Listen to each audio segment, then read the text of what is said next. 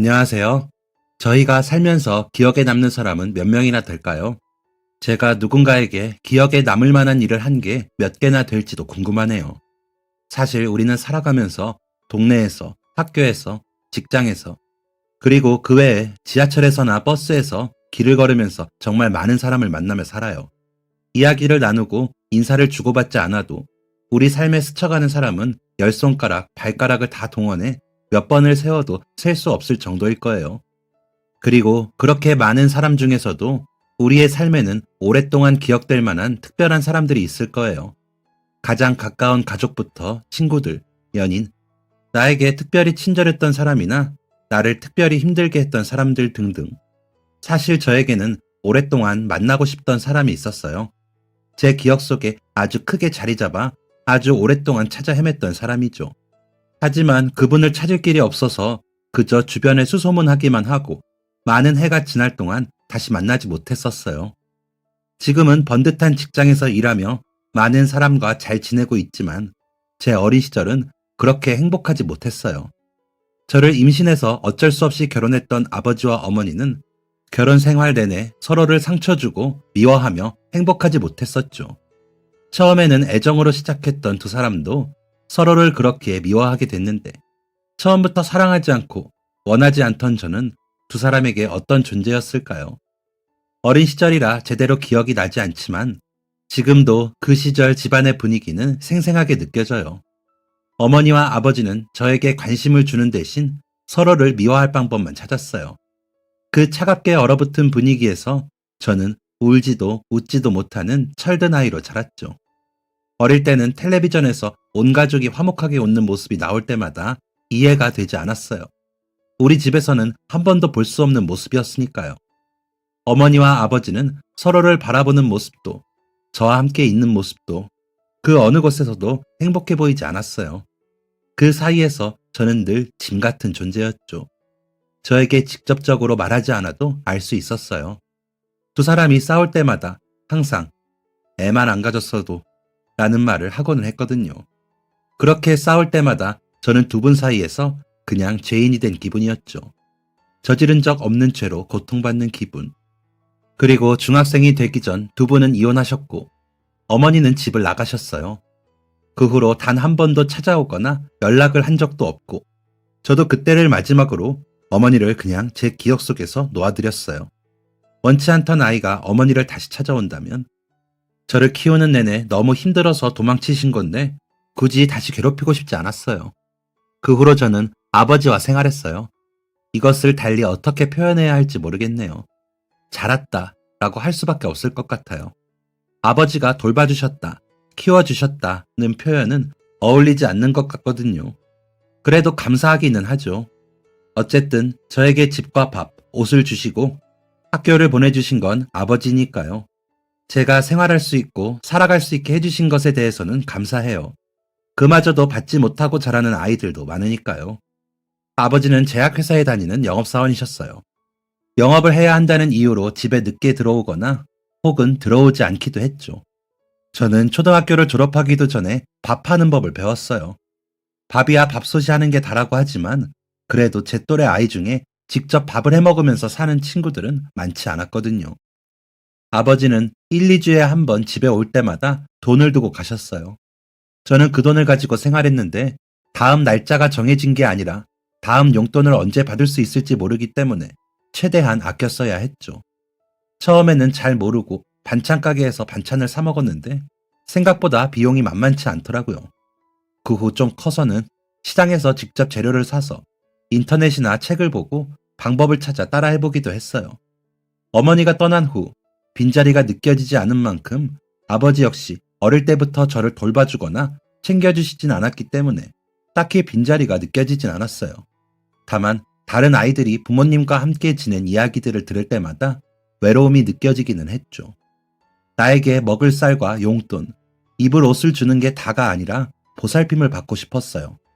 아마 어른인 척 했어도 그때의 저도 참 어렸나 봐요. 비가 오는 날이면 혹시나 교문 앞에 누군가 마중 나오지는 않았을까 기대하게 되고 생일이면 괜히 아버지가 퇴근하고 오실 때까지 졸린 눈을 부릅뜨며 밤을 새우기도 했어요. 아닌 척 괜찮은 척 했어도 늘 마음속에는 빈자리를 채워주기를 바랬나 봐요. 아버지랑 더 오래 살아서 그런지 아버지에게 바라는 게 더 많았어요. 나도 다른 친구들처럼 아버지랑 산에도 가고 야구도 하고 같이 목욕탕 가서 서로 등도 밀어주고 나오는 길에 시원한 바나나 우유도 한 잔씩 하고 제가 아들이라서 그런진 몰라도 아버지와 함께하는 무언가, 공유하는 무언가에 대해서 더 많이 꿈꿨던 것 같아요. 공부는 열심히 했어요. 그마저도 못하면 안 될 것 같았거든요. 내가 공부라도 잘하면 아버지가 조금 더 관심을 가져주지 않을까? 자랑스럽게 생각하시지 않을까? 혹시나 아버지가 주실 관심을 기대하면서 열심히 했죠. 한편으로는 무섭기도 했어요. 제가 공부까지 못하면 너 같은 자식은 쓸모없어 라면서 정말 저를 어디로 보내버리시지는 않을까? 지금보다 더 저를 미워하시진 않을까? 그런 게 두려웠어요. 그래서 그냥 열심히 했어요. 사랑받기 위해, 미움받지 않기 위해. 이제 막 개발이 시작되는 지역이었던 우리 동네는 초등학교, 중학교까지는 집에서 멀지 않은 곳이었지만 가까운 고등학교가 없어 멀리 다녀야 했어요. 심지어 우리 집에서는 학교 방향으로 가는 버스도 집에서 꽤 걸어 나가서 탔어야 하는 데다가 아버지가 주시는 돈으로는 식비와 학교에서 필요한 것들 구매하기도 빠듯해서 매일 버스를 타고 등하교하려고 계산해보니 부족하더라고요. 차마 아버지에게 돈을 더 달라고 할 용기도 없었어요. 그렇다고 학교를 그만둘 수도 없고 제 마음대로 옮길 수도 없는 노릇이었죠. 대신 도로가 있는 쪽에 지름길이 있어서 그쪽으로 가면 걸어서 3, 40분 안에 학교에 도착할 수 있었어요. 그 정도면 멀지 않다고 느껴질 수 있지만 아침에 일찍 학교에 가는 학생에게 그것도 거의 날마다 그 길을 왕복으로 다니는 건 쉽지 않은 일이었어요. 특히 제가 다니는 지름길은 신호등이 없는 차도를 가로질러 가야 했기 때문에 등하교 때마다 매일 위험을 감수해서 다녀야 했어요.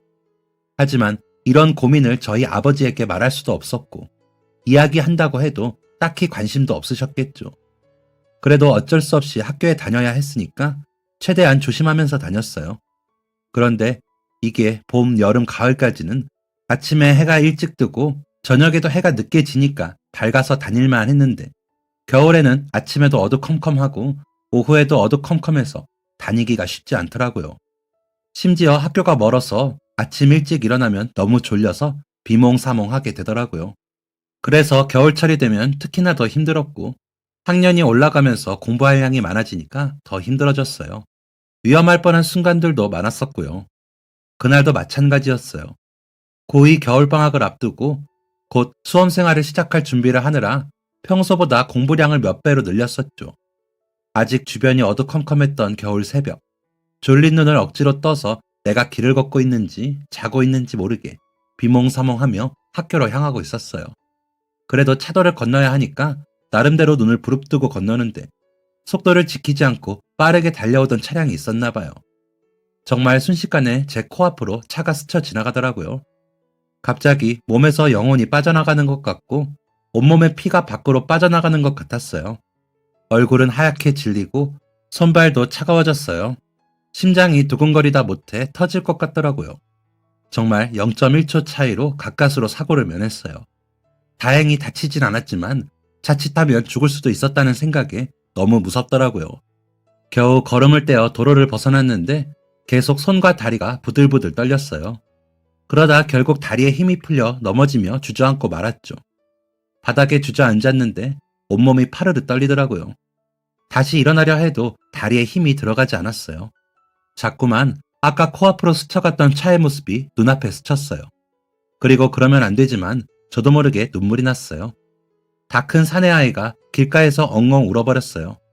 방금 일어난 상황이 너무 무섭고 놀라기도 했고 버스비를 아끼겠다고 도로를 가로질러 다니다가 사고를 당할 뻔한 게 슬프고 억울하고 또 한편으로 아버지에게 버스비 달라고 소리도 못하는 제 처지가 안쓰럽기도 했어요. 사고의 순간으로 그동안 참아왔던 많은 감정이 복잡하게 얽혀 자꾸만 눈물이 났어요. 그리고 한번 눈물이 터지고 나니까 멈추지 않더라고요. 그래서 에라 모르겠다 하는 심정으로 길에 앉아 엉엉 울었어요.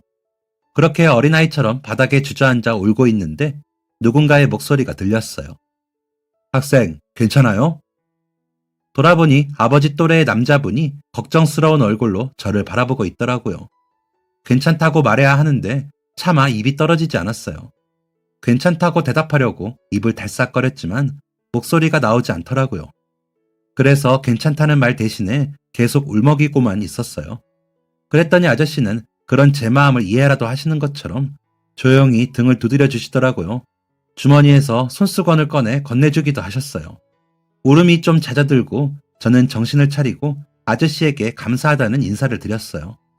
아저씨는 껄껄 웃으시더니 괜찮다고 하시더라고요. 학생, 배는 안 고픈가?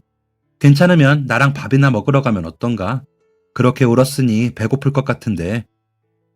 저는 아저씨의 제안에 그러겠다고 대답했어요. 어차피 지금 이 기분으로는 학교에 가기도 싫었고, 지금의 상태로는 학교에 가봤자 친구들은 수군거리고 선생님은 무슨 일인지 물어보실 테니까요. 수업에 집중도 할 수 없을 거고요. 저는 아저씨와 학교 가는 길을 따라 시내 쪽으로 향했어요. 가는 동안 이런저런 이야기들을 나누었어요. 그리고 시내에 도착해서 한 국밥집으로 들어갔죠. 아이고, 아버지가 아침부터 아들이랑 밥 먹으러 왔나 보네. 한창 돌도 씹을 나이에 밥 든든하게 먹고 공부해야지 그래. 고기도 잔뜩 넣었으니까 밥 더 필요하면 말해요. 식당 아주머니가 국밥을 저희 앞에 놔주시면서 이야기하셨어요. 그러고 보니 새삼스럽게 아저씨와 밥을 먹는 게 이상한 기분이 들더라고요. 낯선 사람과 밥을 먹어서가 아니라 아버지랑은 한 번도 이렇게 식당에서 마주 앉아 밥을 먹어본 적이 없었거든요.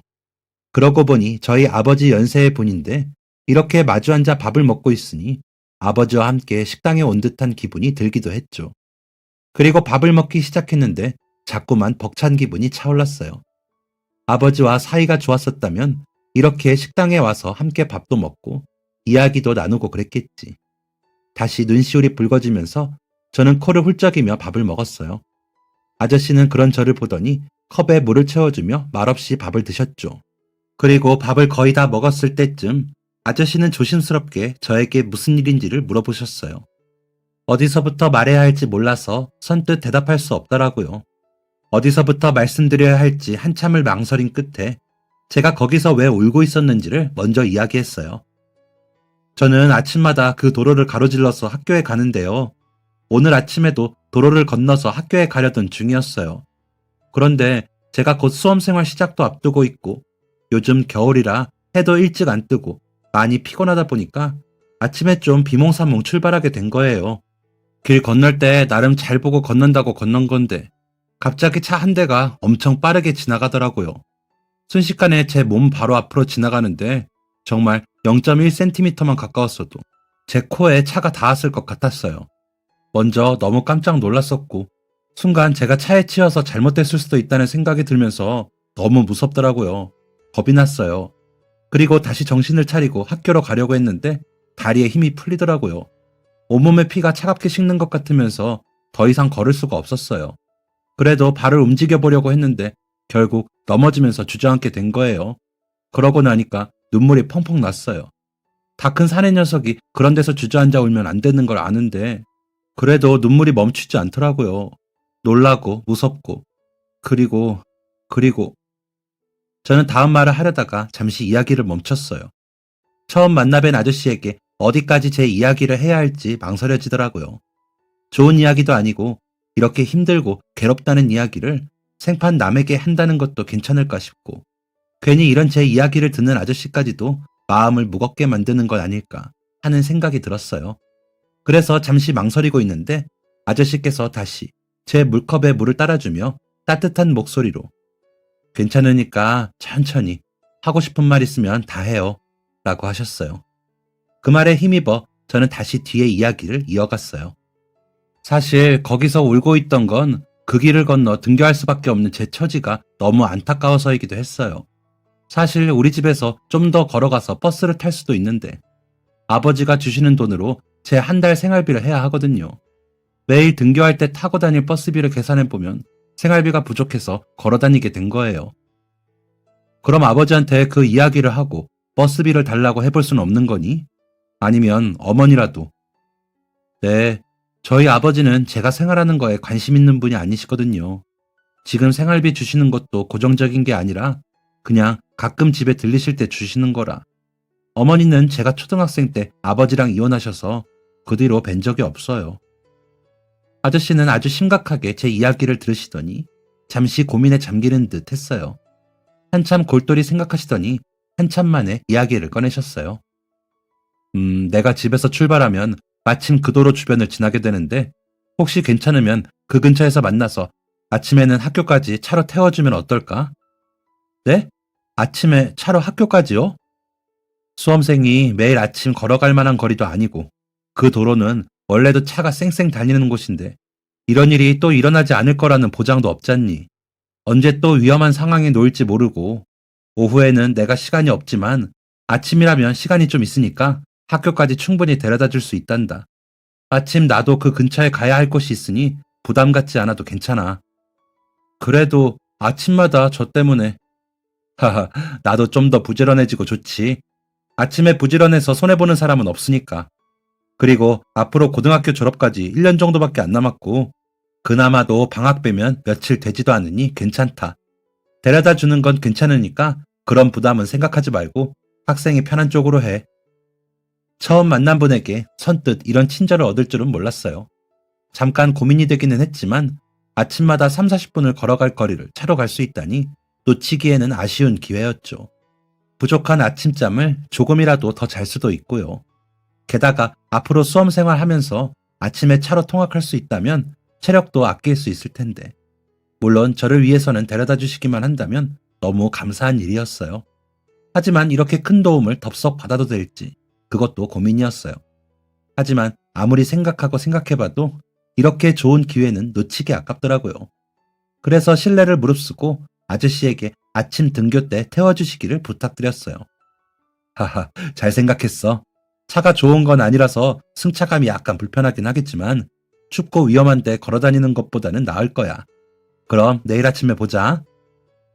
아저씨는 밥값도 내주시고 아침에 몇 시에 어디서 만날지를 이야기하신 다음 인사를 하고 갈 길을 가셨어요. 저는 학교를 향했고 아침에 말없이 늦게 와서 선생님께 혼이 좀 나기는 했지만 사고가 날 뻔하여 천천히 왔다고 하니 이해해 주시더라고요.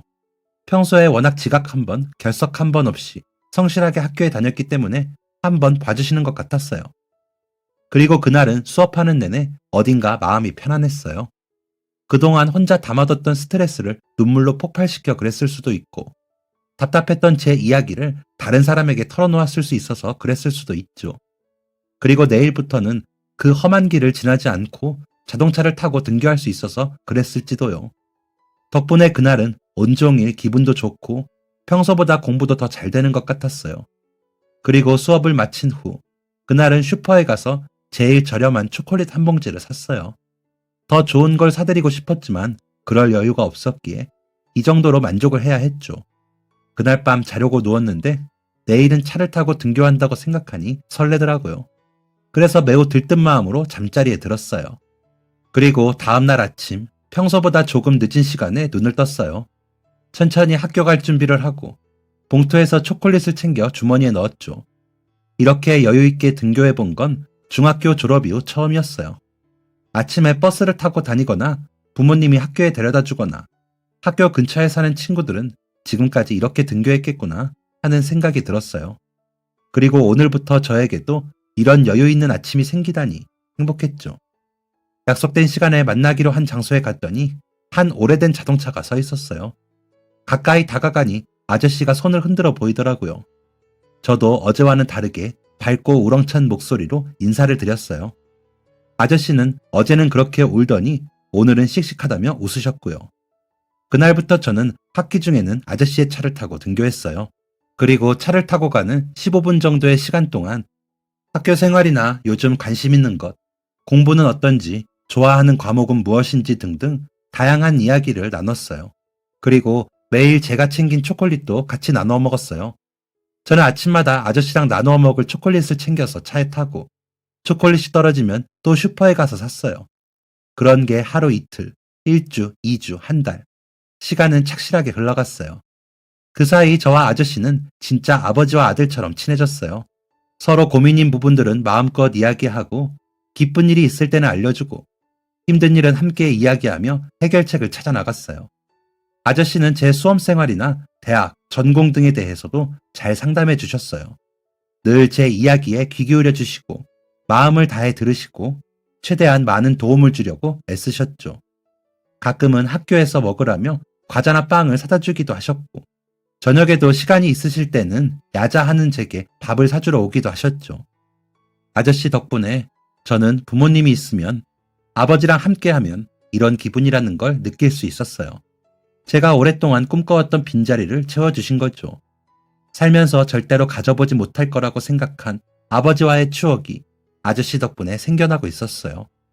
그렇게 방학 때를 제외하고 거의 매일 아저씨와 같이 등하교하며 시간이 지나던 어느 날이었어요. 드디어 오랫동안 준비한 수능날이 되었죠. 아저씨는 수능날에도 아침 일찍 저를 태우고 제가 배정받은 학교로 데려다 주셨어요. 그리고 너무 감사하게도 직접 도시락을 싸오셨더라고요. 그리고 철석같이 합격하라며 엿이랑 찹쌀떡까지 챙겨오셨어요. 내가 요리한다고 했는데 맛이 있을지 모르겠다. 그래도 반찬은 가게에서 산 거니까 맛있을 거야. 국은 직접 끓였어. 나름 보온병에 담아오기는 했는데 보온병이 좀 오래된 거라 아직 기능을 할지. 그래도 차갑진 않을 거다. 오늘을 위해서 그동안 열심히 공부하고 준비도 많이 했으니 잘할 거야. 평소에도 잘하니까 괜히 긴장하지 말고 평소처럼 잘 보고 오렴. 넌 잘할 거야. 잘 볼 거니까 걱정하지 말고 침착하게. 알았지? 아저씨는 먹기 편하라고 주먹밥도 만들고 조금 모양이 이상한 계란말이에 평소 제가 좋아하는 반찬인 무말랭이와 장조림, 깻잎 장아찌까지 싸주셨더라고요. 소화가 잘 되라고 소고기 묵국에 따뜻한 캔커피까지 챙겨주셨어요. 너무 감동적이었죠. 정작 저희 아버지는 어제 집에 들어오셨을 때도 제가 수능을 보러 간다는 사실조차 모르셨는데 아저씨가 챙겨주신 것을 보니 든든하더라고요. 그래, 나에게도 이렇게 나를 생각해주고 챙겨주는 든든한 지원군이 있다. 그런 생각이 드니까 시험도 잘 볼 수 있을 것 같고 자신감이 막 샘솟았어요. 그리고 저는 손 한가득 도시락과 간식거리를 안고 추운 겨울이었지만 가슴 많은 따뜻한 애정을 가지고 입실했습니다. 시험은 괜찮았어요. 아저씨 말대로 그동안 제게 남은 건 공부밖에 없다는 생각으로 매달렸으니까요. 그리고 아저씨 덕분에 수험 생활 내내 아침 시간을 조금 더 여유롭게 쓸 수도 있었고요. 1년의 제 수험 생활 동안 옆에서 묵묵하게 든든하게 응원하고 힘을 준 사람이 있었기에 공부에만 집중해서 준비할 수 있었으니 시험 내내 긴장되기보다 결과가 기대되는 기분이었어요. 시험이 끝나고 나오니 아저씨가 교문 앞에서 기다리고 계셨어요. 저는 나오면서 아저씨와 눈이 마주치자마자 잘 봤다는 표시로 활짝 웃으며 손가락으로 V를 그려보았죠. 그런 제 얼굴을 보더니 잔뜩 긴장하고 있던 아저씨의 얼굴도 금세 풀어지며 활짝 웃으셨어요. 아저씨는 고생했다며 제 어깨를 두드려 주시고 시험은 잘 봤는지 밥은 맛있게 먹었는지 물어봐 주셨어요. 저는 밥이 너무 맛있었다고 그 중에 국이 제일 맛있었다고 답했죠. 그 이야기를 들으시더니 쑥스러운 듯 웃으시더라고요. 녀석, 벌써 입 바른 소리를 하는 거 보니 나중에 사회생활도 아주 잘하겠구나. 그날은 시험 보느라 고생했다며 삼겹살집에 가서 고기를 사주셨어요. 맛있는 고기를 배부르게 잔뜩 먹고 집으로 돌아왔죠. 수능을 보고도 학교는 며칠 더 갔어야 했어요. 그런데 수능 시험을 치른 지 이틀 정도 되었을 때쯤 아침에 늘 만나던 장소에 갔는데 아저씨가 계시지 않더라고요. 무슨 일이지? 오늘은 좀 늦으시나? 하는 생각을 하며 기다렸는데 아무리 기다려도 오시지 않으셨어요. 갑작스럽게 무슨 일이 생기신 건가 생각했지만 그때 당시 저는 핸드폰이 없었기 때문에 물어볼 것이 없더라고요. 그리고 다음 날도 또 그 다음 날도 아저씨는 그곳에 나오지 않으셨어요. 정말 무슨 일이라도 생기신 건가 걱정이 되기 시작했어요. 결국 제가 겨울방학을 맞이하고 졸업식 날까지도 아저씨는 다시 만나뵐 수가 없었어요. 답답하더라고요. 무슨 일인지 알 수도 없고 주변에 수소문을 해보려고 했지만 물어볼 곳도 마땅치 않았어요. 아저씨랑 자주 갔던 국밥집에도 들러보았지만 역시 만날 수 없었고 아주머니께서도 아저씨를 못 본 지 한참 되었다고 하더라고요. 그동안 같이 가봤던 밥집들을 들리며 아저씨에 대해 여쭤보았지만 소식을 아는 사람은 없었어요. 졸업하고도 가끔 아저씨랑 만나기로 했던 그 장소를 나가보았지만 여전히 흔적도 찾을 수 없었죠. 그렇게 시간은 흐르고 저는 대학 때문에 동네를 떠나야 했어요. 어려서부터 제가 살았던 환경이나 상황이 남들과는 조금 달라서 그런지 저는 사회 문제에 관심이 많았어요. 자연스럽게 신문이나 뉴스를 많이 챙겨보게 되었고 주변에서 일어나는 다양한 분야에 관심이 많았죠. 사회, 정치, 경제, 문화 등등 여러 방면에 늘 궁금증이 많았고 살펴보고 찾아보는 것을 좋아했어요. 그리고 그곳에서 일어나는 일들을 이해하는 과정도 좋아했고요. 그러다 보니 자연스럽게 그런 분야를 계속 탐구할 수 있을 만한 직업을 꿈꾸게 되더라고요. 아나운서가 되고 싶기도 했지만 합격이 워낙 어렵다고도 하고 또 제 외모가 방송에 송출될 수 있을 정도로 괜찮지도 않아서 포기했어요. 대신 제가 꿈꾸게 된 것은 기자예요. 여러 사회 문화 등의 분야들을 조사하고 알아보고 그에 대한 설명을 찾아내는 제가 꿈꾸던 이상적인 직업이죠. 그래서 전공도 신문방송학과를 진학했어요. 국내에서 신문방송학과로 가장 유명한 대학에 진학했는데 그랬더니 학교에서도 난리가 났어요. 교장 선생님도 축하 인사를 직접 전하시고 선생님들도 너도 나도 내가 제 몇 학년 때 담임이었다. 내가 무슨 과목 담당했다 하면서 자랑하기 바쁘셨어요. 학교 앞에는 플랜카드도 걸리고 담임 선생님은 축하한다며 아버지께 전화도 했더라고요. 아버지는 제가 수능 시험을 봤다는 사실도 모르고 있었는데요. 전 겨울방학 내내 근처 공사장에서 막노동 일하며 아르바이트로 등록금을 마련했어요. 그래도 꽤 많은 금액을 장학금으로 지원받을 수 있었기에 제가 아르바이트한 돈으로는 나머지 등록금과 기숙사 비용을 납부했어요. 학교에 입학한 이후에도 아르바이트는 계속했어요. 아버지는 한 번도 학교는 잘 다니냐, 등록금은 어떻게 됐냐 같은 질문도 하지 않으셨고 저도 기숙사를 들어가면서 더 이상 아버지에게 아무런 기대도 하지 않게 됐어요. 그래도 대학 초반에는 혹시나 저에게 연락하시지 않을까 핸드폰 번호를 집에 남기고 오기도 했지만 그마저도 제 환상이었다는 것을 시간이 지나며 절실히 깨닫게 되었죠. 그렇게 성인이 되면서 아버지와 제 관계는 완전히 끝이 났어요. 저도 더 이상 아버지를 찾지 않았고 아버지 역시 저에 대한 관심도 연락도 없었죠. 그래도 그동안 키워주신 은혜를 완전히 무시할 수는 없어서 한동안은 아버지 생신과 명절에 집에 선물을 보내고는 했어요. 그마저도 시간이 지나면서 점점 하지 않게 되었죠. 학교에 다니면서 계속 아르바이트를 병행했지만 학과 성적은 늘 상위권을 유지했어요. 등록금을 받지 않으면 학교에 다니기 힘들어지니까 더더욱 이악 물고 공부했던 것 같아요. 공부를 열심히 하고 잘하는 게 돈을 버는 거란 생각으로 악으로 깡으로 버텼어요.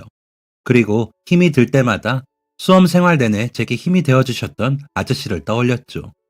생판 남이던 저를 그렇게까지 도와주셨던 그분을 떠올리며 어딘가에서 제 소식을 우연히 듣더라도 아, 내가 저런 아이를 도왔던 거구나, 잘했구나, 좋은 선택을 했었구나 하며 뿌듯해 하실 수 있으면 좋겠다고 생각했어요. 그렇게 매일 치열하고 열심히 살았고 아르바이트, 학교, 군대, 인턴, 언론고시 준비까지 취업하기 전까지 하루하루가 전쟁 같았어요. 그리고 드디어 원하던 방송사에 취업하였을 때 전 꿈을 이뤄서 매우 기뻤어요. 하지만 취업해서도 치열한 전쟁은 끝나지 않았어요. 신입 기자의 하루는 정말 눈코 뜰 새 없이 바빴거든요. 밀려드는 업무 처리와 제 몫을 해야 한다는 부담감, 어떻게든 좋은 기사를 쓰기 위해서 이리 뛰고 저리 뛰고 그러면서 인맥 관리와 회사 생활까지 하루가 어떻게 흘러가는지 모를 정도였어요. 그나마 연차가 쌓이면서 잡무에는 익숙해져 갔지만 그렇다고 일이 쉬워지지는 않았어요. 하루는 준비한 주제가 20대 청년들에 대한 거였어요. 갈수록 심각해지는 고학력 현상과 경제적 어려움 속에서 20대 청년들이 이를 어떻게 대항하고 있는지에 관한 것이었죠.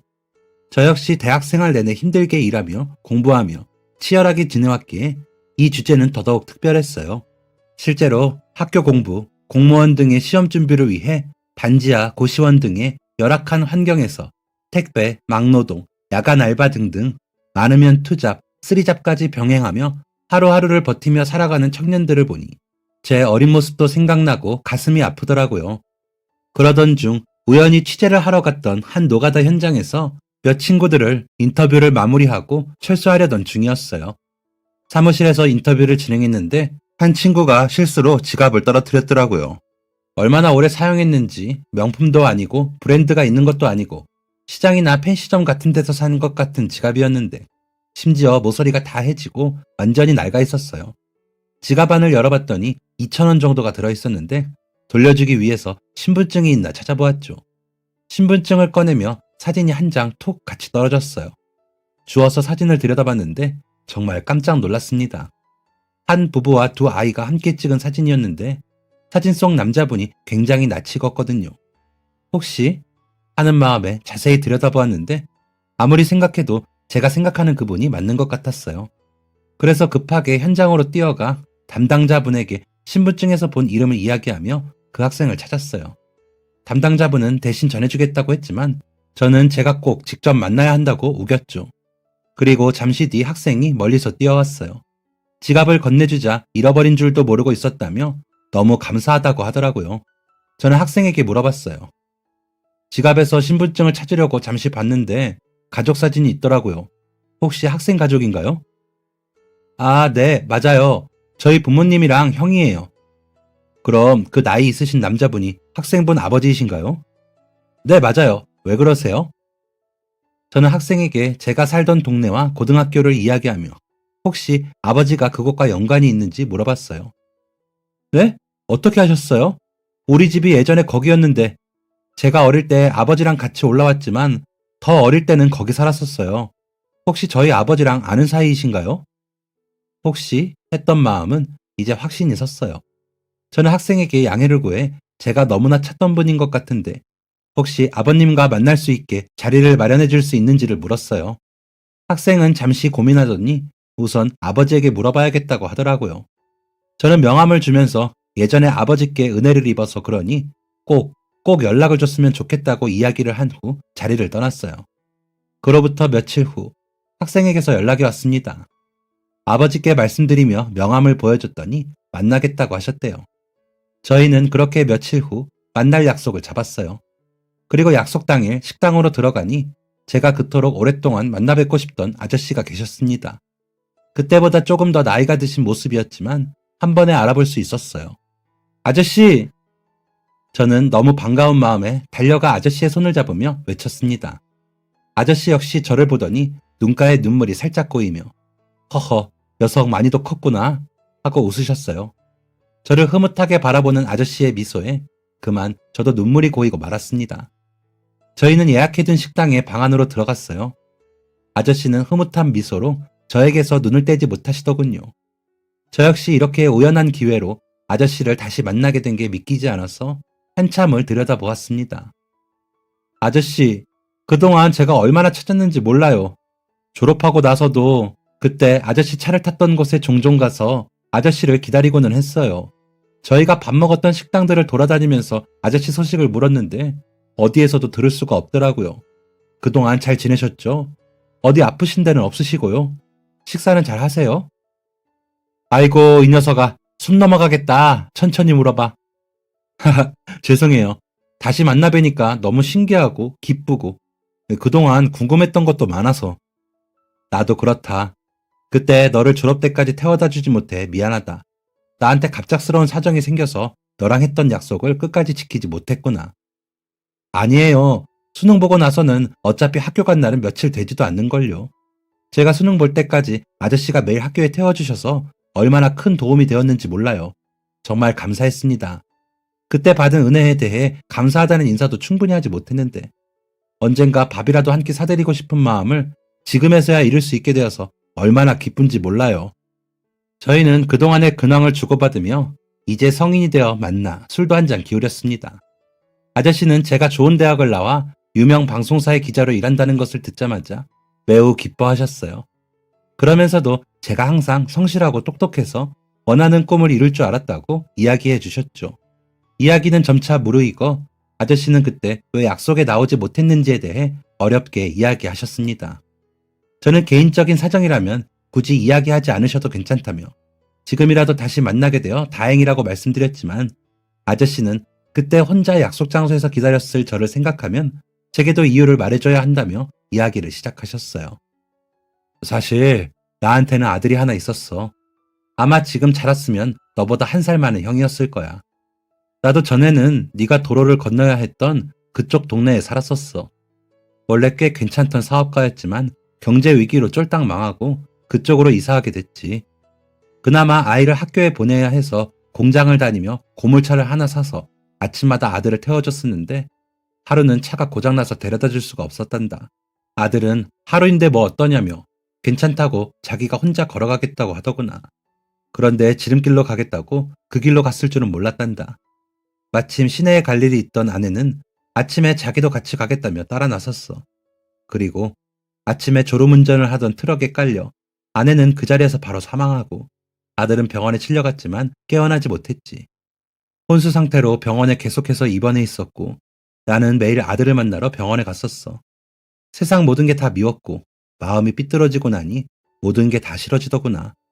하필 그날 고장났던 차를 볼 때마다 화가 치밀어 차를 팔아버려야겠다고 생각했어. 어차피 아들 병원비를 대느라 돈이 필요했던 상황이라 처분하려고 했지. 그리고 그날도 아들을 생각하며 그 길을 걷고 있던 건데 마침 울고 있던 너를 발견한 거야. 아저씨는 잠시 말을 멈추고 씁쓸한 미소를 지으며 소주를 들이켰어요.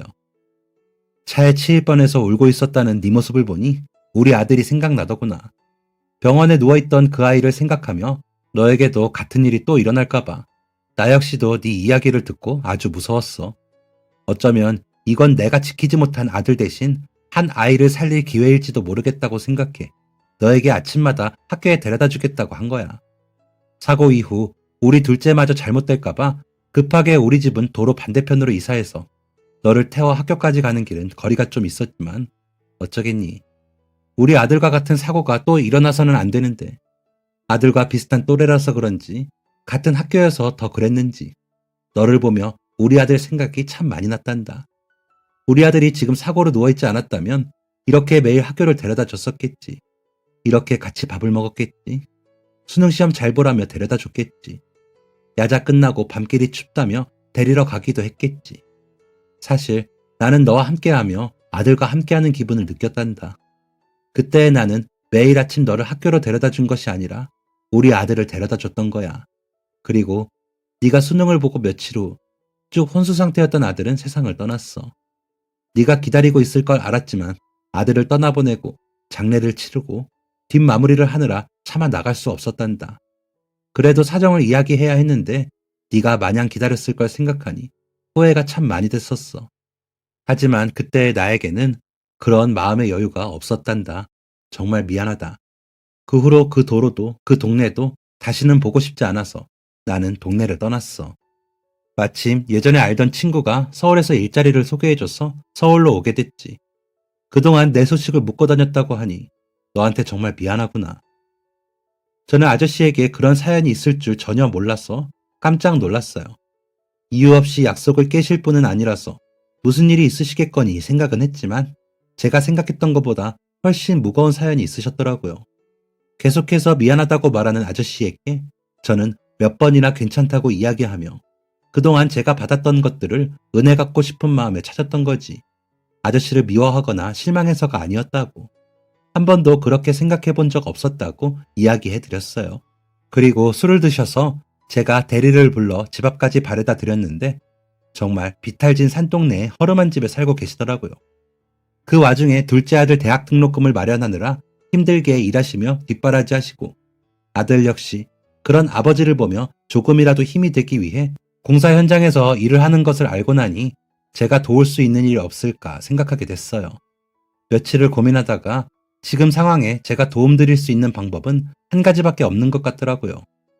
저는 저에게 연락했던 아이의 번호로 전화해 만나자는 약속을 잡았어요. 그리고 아저씨가 저에게 엄청난 은혜를 베풀어 주었듯 저 역시 아이에게 제안했죠. 지금 대학교 3학년이라고요? 아버지께서 제대로 해준 것도 없는데 공부도 잘해서 좋은 대학 들어갔다고 얼마나 자랑스럽고 뿌듯해 하셨는지 몰라요. 아니에요.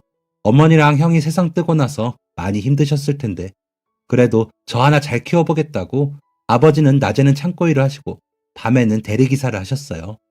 잠도 제대로 못 자고 밥도 제대로 못 드시면서 아등바등. 그런 아버지에게 제가 해드릴 수 있는 게 공부밖에 없어서 열심히 하다 보니 되려 명문대 다닌다고 더 고생시키는 것 같아서 죄송할 따름이에요. 그래서 말인데 이제 졸업까지 얼마 안 남았죠? 사실 저는 아저씨, 그러니까 학생 아버지에게 정말 큰 도움을 받았었어요. 그래서 저 역시 아저씨에게 많이 늦었지만 지금이라도 그 은혜를 돌려드리고 싶어요. 저는 아이에게 예전에 아버지와 있었던 일들을 이야기해 주었어요. 매일 아침 저를 학교에 태워주시고 그동안 간식이나 밥도 챙겨주시고 수능 시험 날 도시락을 싸주셨던 이야기도 했어요. 학생은 아버지가 그냥 아침 일찍 나가시는구나 정도만 생각했었다고 해요. 아마 형이 많이 생각나서 더 그렇게 해준 것 같다면서요. 그래서 저는 학생에게 그때의 감사함을 조금이라도 보답할 수 있게 대학 등록금을 내주겠다고 했어요. 어차피 대학까지 얼마 남지도 않았고 제가 대학에 갈 수 있었던 건 오로지 아저씨 덕분이니 어떻게든 갚아드리고 싶다고 했죠. 학생은 몇 번이나 아버지께서 해주신 일에 대해 자기가 혜택을 받을 수 없다고 거절하더라고요. 저는 어차피 대학 등록금을 마련하느라 아저씨도 같이 고생하고 계시니 이 방법이 아저씨를 돕는 일이나 마찬가지라고 학생에게 설득했죠. 그리고 정 부담스럽다면 나중에 좋은 일자리를 얻어 조금씩 갚아 나가라고요. 결국 한참을 고민하고 망설이다가 학생은 나중에 꼭 갚겠다며 제안을 받아들였어요. 집으로 돌아가 이야기했는지 아저씨에게 전화가 왔더라고요. 그러지 않아도 되는데 정말 고맙다고.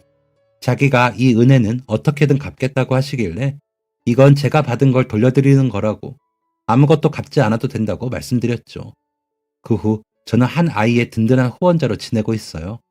대학 등록금을 마련해주고 가끔 만나서 밥도 먹고 술도 먹고 진로에 대한 상담이나 취업 준비에 대한 이야기도 나누고 아저씨랑도 자주 만나서 시간을 보내고 있어요. 아저씨는 여전히 참 좋은 분이었고 따뜻한 마음으로 절 챙겨주세요. 시간이 날 때마다 밥 먹었냐? 감기 조심해라. 날이 춥다, 덥다. 오늘은 비가 온다더라. 우산 챙겨라 등등 저를 따뜻하게 챙겨주시죠. 아저씨는 든든한 제 보호자의 역할을 해주시고 저는 학생에게 든든한 후원자의 역할을 하며 지내고 있어요. 지금 생각해보면 그때 취재에서 이 아이의 지갑을 주었던 게 제게는 너무 큰 행운인 것 같아요. 늘 아저씨에 대한 소식이 궁금했고 제가 받았던 감사함을 돌려드리고 싶다는 마음의 무게가 있었는데 마침내 그럴 기회를 얻게 되었으니까요. 너무 소중했던 인연이 그대로 끊어지나 했었는데 이렇게 다시 시작될 수 있다는 것에 매우 감사하기도 하고요. 그리고 한참을 지난 후에 다시 찾게 된 소중한 인연인 만큼 이번만큼은 더 오래 함께 할 수 있었으면 하는 바람이에요. 저 역시 앞으로도 훌륭한 기자가 되기 위해 갈 길이 멀고 학생 역시도 앞으로 졸업도 취업도 많은 목표가 남았어요. 그리고 이런 저희 두 사람을 응원해주는 아저씨까지 저희 세 사람이 앞으로도 서로 돕고 사랑하며 잘 지낼 수 있도록 많이 응원해주세요.